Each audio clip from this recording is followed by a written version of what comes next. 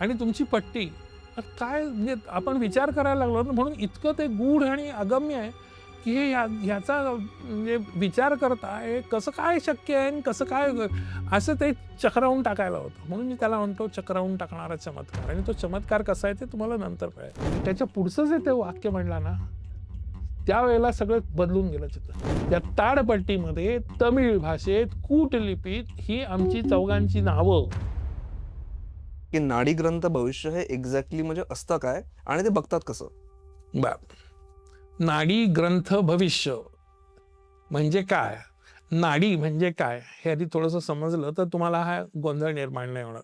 नाडी म्हटल्यानंतर आपल्याला आपण मनगटाकडे बोट दाबून लगेच त्याच्यावरनं तर पल्स रिडिंगवरनं ते शोधतात किंवा तुम्हाला अमुक झालेला आहे किंवा हा विकार आहे त्याच्यावर उत्तर. तर हे दोन्हीही नाडी हे शब्दाचे अर्थ नाही. तमिळ भाषेमध्ये नाडी म्हणजे शोध घेणे. तर ते जे नाडी ह्या शब्दाचं जर आपल्याला हिंदीमध्ये किंवा उत्तर भारतीयांना त्याचा पॅरलल शब्द पाहिजे असेल तर त्याचं नाव आहे संहिता. भारतीयांना विशेषतः उत्तर भारतीयांना भृगु संहिता हे एक नाव ऐकून माहिती असतं, भले त्यांनी पाहिलं असेल. त्यातले संहिता जे आहे ते इज इक्वल टू नाडी. म्हणजे भृगु नाडी, भृगु संहिता, अगस्त्य नाडी, अगस्त्य संहिता, असं ते मोरलेस आहे. संहिता ह्याचा संस्कृत मधला किंवा त्या आपल्या मराठीतला अर्थ आहे कंपायलेशन. तर ते कंपायलेशन म्हणजेच एका बाजूला शोध घेणे. तुम्ही शोध घेतल्यानंतर काय होतं तर कंपायलेशन होतं. तर तमिळ डिक्शनरीमध्ये तो शोध घेणे, करणे आणि कंपाईल करणे असा तो अर्थ आहे. तर ही झालं नाडी. आता पुढचा शब्द आहे पामलीफ. त्या तमिळनाडूमध्ये इतके सगळी पामलीफची झाडं असतात, जसे आपल्याकडे कडुलिंबाचे त्या म्हणजे असतात ना, लिंबाची झाडं सामान्यपणे महाराष्ट्रातल्या एका ह्याच्यात अगदी दिसतातच. तशी ती तिथे आहेतच. खरं म्हणजे ही तमिळनाडू ही ॲरिड लँड आहे आणि म्हणून ती त्या ताडपत्रांच्या ची झाडांची तिथं असतात. म्हणून नाडी, पाम लीफ प्रेडिक्शन. आता त्या पाम लीफवर एका पद्धतीने काही असं जे लिखाण केलेलं असतं, त्या लिखाणामध्ये तुम्हाला तुमचं भविष्य सापडतं. तर ते जे ताडपट्टीवर कोरून तमिळ कूट भाषेमध्ये लिहिलेलं जे भविष्य ते नाडी भविष्य. ओके.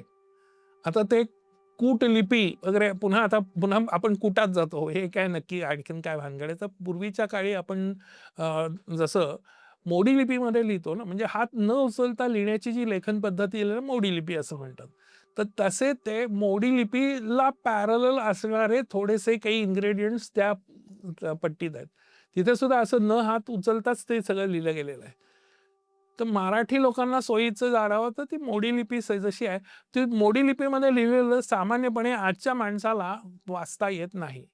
तीच परिस्थिती तिकडे तमिळनाडूमध्ये तमिळ भाषेचे जाणकार आहेत ना, त्यांना सुद्धा ती तशीच आहे. पण ते ठीक आहे. तर ही सगळी जी केंद्र आहेत त्यामध्ये या पॅकेट्स ठेवलेल्या आहेत. त्या प्रत्येका पॅकेटमध्ये साधारण एक 50-60 पॅकेट्स अशी केली आहेत. त्याला एक दोरीनी असं ओवून त्याला एक बोका असतं त्यातनं करून 2 अशा बॅटनमध्ये ते ठेवून त्याला असं घट्ट बांधून ठेवलेलं आहे. त्याला म्हणायचं पॅकेट. तर त्या पॅकेट्सची जी रचना आहे ती आहे ती तुमच्या थंब इम्प्रेशनची आहे. आता तुम्ही ज्यावेळेला नाडी भविष्य केंद्रात जाता त्यावेळेला तुम्हाला अंगठ्याचा ठसा द्यायला लागतो. अंगठ्याचा ठसा आणि तुम्ही आणि तुमची पट्टी. काय म्हणजे आपण विचार करायला लागलो ना, म्हणून इतकं ते गूढ आणि अगम्य आहे, की हे ह्याचा म्हणजे विचार करता हे कसं काय शक्य आहे आणि कसं काय असं ते चक्रावून टाकायला होतं. म्हणून मी त्याला म्हणतो चक्रावून टाकणारा चमत्कार. आणि तो चमत्कार कसा आहे ते तुम्हाला नंतर कळेल. तर असं त्या म्हणजे तुम्ही त्या नाडी भविष्य केंद्रात गेल्यानंतर पहिल्यांदा स्टॅम्प पॅडवर तिथे एक छोटासा कागद असतो. त्याच्यावर म्हणतात या इथे तो अंगठाचा आपण स्टॅम्प पॅडवरनं त्या शाईच्या बुचकायचं बोट आणि अंगठ्याचा ठसा घ्यायचा. पुरुषांच्या करता उजवा आणि स्त्रियांच्या डाव्या हाताचा. तर सुरुवातीला काय होतं, पहिल्या ह्याच्यात ती जास्त शाई असते. मग दुसऱ्या किंवा तिसऱ्यामध्ये ती शाई हळूहळू कमी होते आणि त्या अंगठ्यावरच्या ज्या रेषा असतात त्या जास्त ठळक दिसायला लागतात. आता ती पॅकेट म्हणजे पॅकेट शोधायला म्हणून ते आता आत गेले. तिथे बॅगेटची जी लायब्ररी आहे त्या लायब्ररीमधून ते तुम्हाला शोधून म्हणता आमच्याजवळ 2 पॅकेट्स अशी आहेत की त्या पॅकेटमध्ये असलेल्या ज्या पट्ट्या आहेत त्या आणि तुमच्या अंगठ्याचा जो थंब इम्प्रेशनचा ग्रुप आहे त्या ग्रुप तो मॅच होतो. म्हणजे त्या पट्ट्यामध्ये बाकीचे जे 50 म्हणजे समजा एखाद्या ह्याच्यात 60 आहेत त्यातली एक तुमची आहे तर बाकीचे 59 आहेत त्या सुद्धा त्याच थंब इम्प्रेशन ग्रुपमध्ये तुम्ही एकत्र बसलेला आहात. त्या पट्टीचं वैशिष्ट्य असं आहे की 1 इन मिलियन म्हणजे 10 लाख पट्ट्यामध्ये एक अशी घटना घडते की तुमची पट्टी पहिलीच असते. नाहीतर तुम्हाला 2-2 तास लागतात पट्टी हुडकायला. पण त्या थंब इम्प्रेशनच्या ग्रुपमध्ये तुम्ही एक आहात. तो ग्रुप याच्यावरून ते शोधतात. असं थंब इम्प्रेशनचं आणखी नाडी भविष्याचं नातं आहे. आता हे झाल्यानंतर आता तुम्ही म्हणताय त्याप्रमाणे की ठीक आहे तुम्ही तुमचा दिलात. आता तुमची नाडी भविष्य शोधायची सुरुवात झाली. तर ते म्हणतात की आता मी तांबरम किंवा अशा मोठ्या नाडी भविष्य केंद्रांचं एक उदाहरण म्हणून सांगतो की तिथे हे सगळं काम जे आहे ना ते एका ग्रुप वेगळ्या वेगळ्या सिस्टीमने केलेलं आहे. आता तो जो थंब इम्प्रेशन घेणारा जो आहे तिथला रिसेप्शनिस्ट म्हणा किंवा टेबल मॅनेजर असं म्हणू तो ते घेतो आणखीन ते पास ऑन करतो कोणाला तर ते जे लायब्ररीमध्ये बसलेली आहेत ना त्यांची माणसं त्यांना अरे असं ते तमिळमध्ये हे घेऊन जा. मग तो तिकडे आत घेऊन जातो आणि आतल्या गेल्यावर तोच त्यांच्या पद्धतीप्रमाणे ते ठेवलेल्या पट्ट्यामधून त्याला समजा 2 किंवा 3 पॅकेट सापडली ह्या थंब इम्प्रेशन ग्रुपला मॅच होणारी तर तो काढतो आणि तो हां हे घ्या.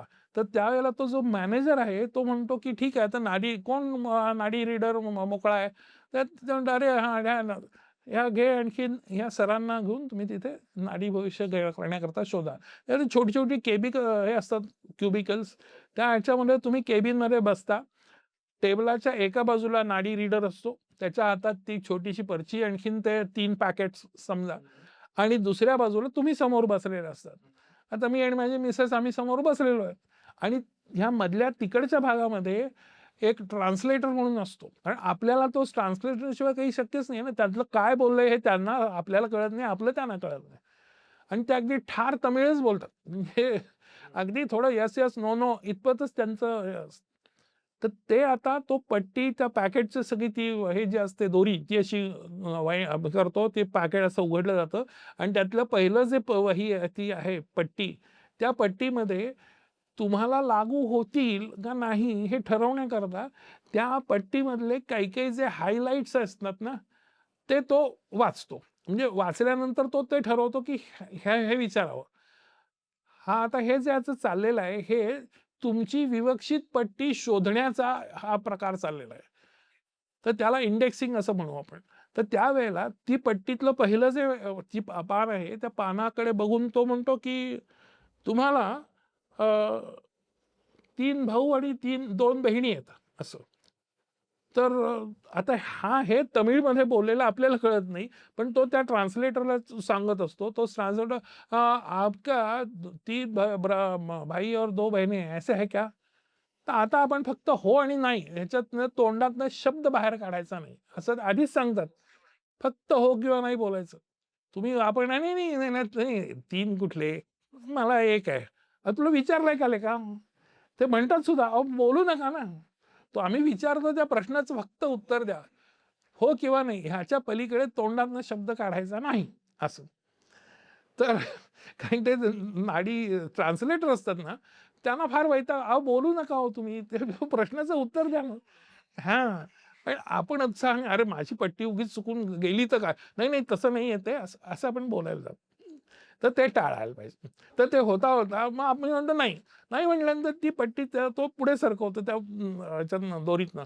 दुसरं, तिसरं करत आणि त्या तिसरं पॅकेट आता म्हटलं हे शेवटचंच पॅकेट आहे. इथे असेल तर बघू नाही तर नाही. एक वेळ अशी येते की त्यातल्या विचार म्हणजे त्या नाडी रीडरनी त्या पट्टीमध्ये जे वर्णन केलेलं आहे त्या प्रत्येकाला तुम्ही हो, हो, हो, होच म्हणता.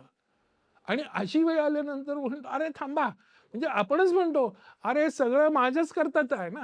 असं. सर म्हणजे मला तुमचा स्वतःचा अनुभव ऐकायला आवडेल, की तुम्ही जेव्हा स्वतः पहिल्यांदा तुमचं भविष्य बघायला गेले, तो तुमचा अनुभव कसा होता? मी आणि माझी मिसेस आम्ही गेलो होतो. एका फोटोग्राफरला घेऊन गेलो होतो किंवा तर त्यांनी फोटोग्राफरनी ते फोटो-बिटो काढले. ज्यावेळेला मला हा प्रश्न विचारला गेला, असं अशा 2-3 पॅकेट संपल्यानंतर म्हणजे जवळजवळ तास दीड तास झाल्यानंतर मध्ये चहा पाणी कॉफी वगैरे ते त्यांचं कारण त्यांना ते तर असं करता करता ज्यावेळेला ते एक पट्टी अशी आली की त्याच्यात त्यांनी म्हटलं की तुम्ही तुमचे वडील नाही आहेत. म्हटलं हो बरोबरच आहे, कारण मी आधी 10 वेळाच म्हटलेलं हो नाही आहेत म्हणून, त्यात काय नवीन असं. तुम्हाला 2 बहिणी आहेत पण भाऊ नाहीये. म्हटलं हो. त्यात तुम्ही सगळ्यात मोठे आणि तुमच्या बहिणी धाकट्या. हो. आता मी थोडंसं म्हणजे तसंच सिक्वेन्समध्ये त्यावेळेला विचारलं होतं की नाही असं मी आता न म्हणता ते म्हणलं की तुम्ही सद्य परिस्थितीमध्ये गव्हर्नमेंटच्या जॉबमध्ये आहे. हो. त्यामध्ये विशेष करून डिफेन्सच्या नेशनच्या डिफेन्सच्या करता आहे. हो. त्यामध्ये विशेष करून तुम्ही अशा सेनेमध्ये आहात की ज्यामध्ये ती जी वाहनं आहेत ती तीव्र गतीने अवकाशात जातात. म्हटलं हो. मी मनात म्हणत होतो अहो इंडियन एअरलाइन्स आणि इंडियन एअरफोर्स ती दोन्ही विमानं अशीच अवकाशात जातात. आणि त्याच्या पुढचं जे ते वाक्य म्हणला ना त्यावेळेला सगळं बदलून गेलं चित्र. And spit fire on the enemy. ती जी विमानं किंवा वाहनं अवकाशात एवढ्या तीव्र गतीने जातात आणि speed fire on enemy firing करतो म्हणजे काय करतो. एका 3 शब्दात मी एअरफोर्समध्ये आहे, इंडियन एअरलाइन्समध्ये नाही, एवढं पक्क झालं. आणि मी त्याशिवाय डिफेन्समध्ये आहे आणि वरिष्ठ अधिकारी वगैरे ते सगळं झालंच. असं असून तुमचं काम हे गणितमचं आहे. गणितम म्हणजे अकाउंट्स. म्हणजे हे सगळं जे आहे आता मी नाही म्हणूच शकत नाही ना. मला अगदी मनात असेल नाही मला म्हणायचं असं. तर तुला खोटंच बोललं पाहिजे आणि तुम्ही स्वतः भविष्य पाहायला आलाय ते खोटं बोलायला नाही गेलाय. जसं हे झालं ना मी एअरफोर्समध्ये हे ज्यावेळेला पक्क झालं ते म्हणलं अरे यार म्हणजे तो भलताच मग तोपर्यंत तो म्हणला की तुमच्या वडिलांचं नाव जनार्दन, तुमच्या आईचं नाव मंगळा, पत्नीचं नाव अलका आणि तुमचं नाव कांत असं आहे. त्या ताडपट्टीमध्ये तमिळ भाषेत कूटलिपीत ही आमची चौघांची नावं आणि त्याशिवाय ही माझं जे वर्णन आहे की मी एअरफोर्समध्येच आहे. Spit fire on the enemy म्हटल्यानंतर आता चर्चा न वाटाघाट संपली आणि मग माझी डेट ऑफ बर्थ त्यात सांगितली गेली. विरोधी वरुषम आडी मासम तमिळ डेट म्हणजे तमिळ तिथी 16. त्याचं त्यांनी ते त्याचा सरावानी त्यांना माहिती आहे. विरोधी वर्षम म्हणजे 1949-50 म्हणजे एप्रिल ते मार्च असं त्यांचं ते. तर त्या 1949च्या एप्रिलच्या पुढच्या म्हणजे त्या 12 महिन्यात तुमचा जन्म आहे ज्याचा विरोधी वर्षम आहे. त्यातला आडी मासम आडी म्हणजे आपल्यातला ज्येष्ठ महिना पण त्यांचा आणि आपला ज्येष्ठ महिना तर आपण त्याला आषाढ असं म्हणू शकतो. तर त्या आषाढ महिन्याच्या तो आषाढ महिना तमिळ पंचांगाप्रमाणे 15 जुलै ते 14 ऑगस्ट असा आहे. त्यामुळे जुलै महिना आणि त्यातला 16वी तिथी म्हणून ते म्हणले की आधीचे ते दिवस आणि हे 16 असं करून तुमची तारीख 31 जुलै 1949 ही तुमची डेट ऑफ बर्थ आहे. म्हणजे तो बोलताना म्हटलं म्हणजे 31 जुलै 1949 आहे कारण त्यांना तर मनात ते सगळं गणित घालून म्हटलं हो बरोबर. आपण कुठे लिहिलंय ते 31 होतं म्हणलं तमिळ भाषेत लिहिलेलं आहे आणि ते तमिळ पंचांगाप्रमाणे लिहिलंय. पाहिजे असेल तुम्ही पंचांग उघडून बघा आम्ही ठेवलेली आहेत पंचांग त्यांना शोध घ्यायचं तर ते असतंच ते. आणि मग प्लॅनेटरी पोझिशन की तुम्ही ज्यावेळेला जन्माला त्यावेळेला सूर्य अवकाशात कुठले कुठले ग्रह कुठे आणि तारे ते कुठे होते याचं ते उत्तर आहे. आणि त्यामुळे तुमची कुंडली नाडी भविष्याच्या त्या ताळपट्टीत मांडलेली आहे तुमचा जन्म व्हायच्या आधी. बापरे. म्हणजे हा म्हणजे एखादा चमत्कारच म्हणावा लागेल.